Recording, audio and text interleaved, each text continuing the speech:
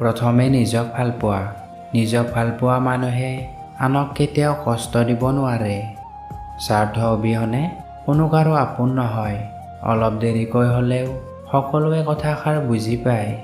কোনো কাকো পাহৰি নাযায়। প্ৰয়োজন শেষ হোৱাৰ লগে লগে যোগাযোগো শেষ হৈ যায়।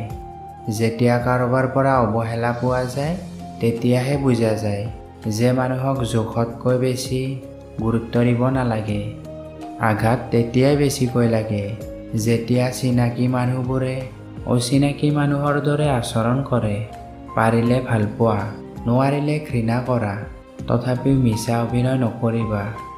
জীৱনত যাক বেছি ভাল পাইছিলোঁ সিয়ে বুজাই দিছে যে কাকো বহুত বেছি ভাল পাব নালাগে। যিটো মানুহক তুমি হেৰুৱাব ভয় কৰিবা এদিন সেই মানুহটোৱে হঠাৎ হেৰাই থাকিব।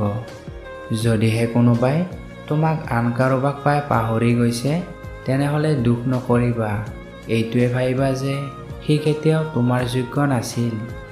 জীৱনত কাৰোবাক পাবৰ বাবে কেতিয়াও নাকান্দিবা, কাৰণ যাৰ কাৰণে তুমি কান্দিবা সি কেতিয়াও তোমাৰ নহয়, আৰু যি তোমাৰ হ'ব সি কেতিয়াও তোমাক কান্দিব নিদিব।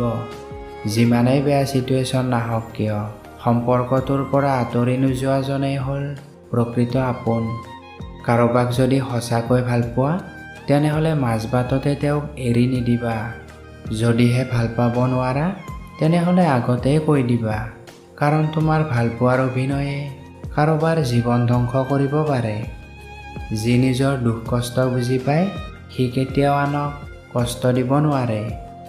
যিয়ে তোমাক সঁচাকৈ ভাল পায় তেওঁ কেতিয়াও বিয়াৰ আগতে তোমাৰ লগত শাৰীৰিক সম্পৰ্ক নিবিচাৰে, কাৰণ যি ভালপোৱা সঁচা অন্তৰৰ পৰা হয় সেই ভালপোৱা পবিত্ৰ হয়। ভাল পাবলৈ সুন্দৰ চেহেৰা নহয়, এটা সুন্দৰ মনৰহে প্ৰয়োজন হয়। যিটো সম্পৰ্কত নিজৰ ভুল স্বীকাৰ কৰি ইজনে সিজনক ক্ষমা খোজে সঁচাকৈয়ে তেওঁলোকৰ ভালপোৱা কেতিয়াও শেষ হৈ নাযায়। সময় তাকেই দিবা যিয়ে তোমাৰ সময়ৰ মূল্য বুজে, আৰু সম্পৰ্ক তাৰ লগতেই ৰাখিবা যিয়ে তোমাৰ গুৰুত্ব বুজে। আঁতৰি থকা সেইজনৰ পৰা যাৰ বাবে তুমি গুৰুত্বহীন। জীয়াই থকা তেওঁৰ বাবে যিয়ে তোমাৰ বাবে নিজৰ সময়বোৰ বিনা স্বাৰ্থত ব্যয় কৰিছে। খং অভিমান তেওঁৱে কৰে যিয়ে তোমাক সঁচাকৈ বহুত বেছি ভাল পায়। সম্পৰ্কবোৰ চৰাইৰ দৰে, জোৰকৈ ধৰিবা মৰি যাব, লাহেকৈ ধৰিবা উৰি যাব, মৰমত ধৰিবা সদায় থাকিব। ভালপোৱা 4টা আখৰৰ শব্দ, কিন্তু তাক জীয়াই ৰাখিবলৈ সন্মান, বিশ্বাস আৰু গুৰুত্বৰ সমানেই প্ৰয়োজন। সকলো ল'ৰাই প্ৰেমক ধেমালি বুলি নাভাবে, সিহঁতেও সপোন দেখে। ভালপোৱা ছোৱালীজনীক এদিন কইনা কৰি আজীৱনৰ কাৰণে নিজৰ কাষলৈ আনিব।